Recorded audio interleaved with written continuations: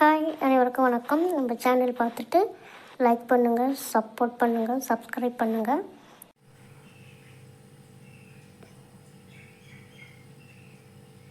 நல்லா வெள்ளரி பழம் பாருங்கள், ஃப்ரிட்ஜில் வச்சு தெரிஞ்சலன்னு இருக்குது. நம்ம இப்போ வந்து இதை கட் பண்ணிக்கலாம். கட் பண்ணி தோல் எடுத்துட்டு ஃபஸ்ட்டு இது மாதிரி ரவுண்டாக கட் பண்ணிக்கோங்க. அது மேலேயே கொஞ்சமாக சுகர் சேர்த்து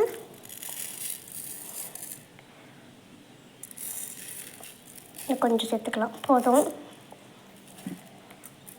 அதுக்கப்புறம் அந்த சுகரோடவே சேர்த்து நல்லா இப்போ தான் சுகரும் சேர்த்து கரையும் இது மாதிரி கூலாகிற மாதிரி கட் பண்ணிக்கோங்க. காய்ச்சி ஆற வச்ச பால் இருக்கும், அதோடு சேர்த்து நல்லா மிக்ஸ் பண்ணி கொடுத்துட்டு ஃப்ரிட்ஜை வச்சு எடுத்து சாப்பிட்டா சூப்பராக இருக்கும். ஜூஸுக்கு பதிலாக இது மாதிரியும் நம்ம சாப்பிடலாம். இந்த மாதிரி கட் பண்ணி அப்படியே ஜில்லுன்னு எடுத்து வெயிலுக்கு சூப்பராக சாப்பிட்டுக்கலாம். வெள்ளரி பழம் பால் சேர்த்தது சூப்பராக இருக்கும். அடுத்தது நம்ம வேர்க்கடலை சட்னி செய்யலாம். மிக்ஸி ஜாரில் காஞ்ச மிளகாய் 2, பூண்டு பல் 2, கொஞ்சமாக தேங்காய் சேர்த்துக்குங்க. அது கூடவே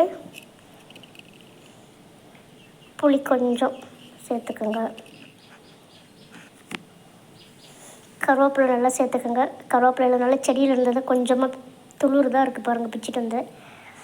அதுக்கப்புறம் வேர்க்கடலை நல்லா வறுத்துட்டு அந்த தோலெல்லாம் கொஞ்சமாக கையில் தேய்ச்சி விட்டு புடச்சி க்ளீன் பண்ணி எடுத்துக்கோங்க. இது மாதிரி ஊதி புடச்சி எடுத்துகிட்டு அதையும் இது கூடவே சேர்த்து ஃபஸ்ட்டு நல்லா கொஞ்சம் கல்லுப்பு சேர்த்துக்கோங்க தேவைக்கேற்ப. தண்ணி சேர்க்காமல் குறன்னு அரைச்சிட்டு அதுக்கப்புறம் தண்ணி சேர்த்துக்குங்க. இப்போ அரைச்சி எடுத்துக்கலாம். வேர்க்கடலை சட்னி மதியத்துக்கு தட்டைப்பயிர் கத்திரிக்காய் குழம்பு சாதம் சாப்பிட்டுட்டு அப்படியே ஈவினிங்காக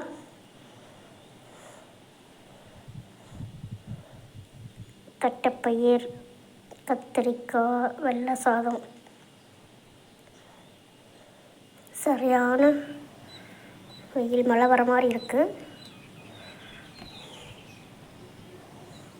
இப்போ நம்ம இங்கே பாருங்கள், அணில் எப்படி மாட்டுக்கு போடுற புல்லு இருக்குது இல்லைங்களா, அதிலேருந்து அந்த நெல்மணிலாம் கீழே உதிரும். அதை எடுத்து சாப்பிட்றதுக்கு வந்திருக்கு பாருங்கள். மெதுவாக அப்படியே தேடி பார்த்துட்டு அதை எடுத்து இருக்கான்னு தேடி பார்க்குறது பாருங்கள். இன்னும் கொஞ்சம் கிட்ட போன உரிச்சி சாப்பிடுது பாருங்கள்.